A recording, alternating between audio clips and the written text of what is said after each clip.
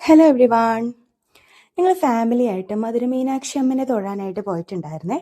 ഇത് ഞങ്ങളുടെ രാമേശ്വരം ട്രിപ്പിൻ്റെ ഭാഗമായിട്ട് തന്നെ ഇടയ്ക്ക് മധുരയിലും കൂടെ ഒന്ന് ഇറങ്ങിയെന്ന് മാത്രം. ഇതും ഫാമിലി ആയിട്ട് തന്നെയാണ്.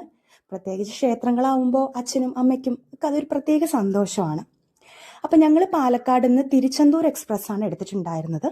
അത് പൊള്ളാച്ചി പളനി വഴി കൊടൈക്കനാൽ റോഡ് മധുരൈ 4 മണിക്കൂറിനുള്ളിൽ തന്നെ നമ്മൾ മധുരൈ എത്തും.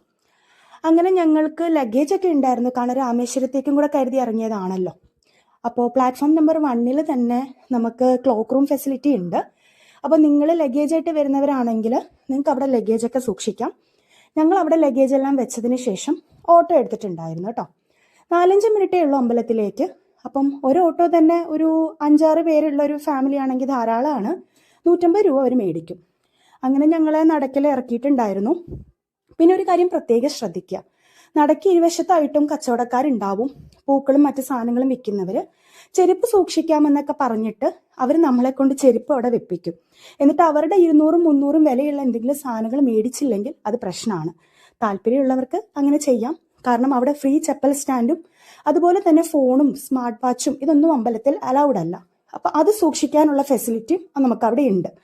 സോ ഇതെല്ലാം അമ്പലത്തിൽ വെച്ചിട്ടാണ് നമ്മൾ അമ്പലത്തിനുള്ളിലേക്ക് കയറുന്നത്. അങ്ങനെ അമ്മനെയൊക്കെ തൊഴുതു, സന്തോഷത്തോടു കൂടി നമ്മൾ തിരിച്ചു വന്നു. പിന്നെ മധുരയുടെ ഫേമസ് ആണല്ലോ ജിഗർദണ്ഡ.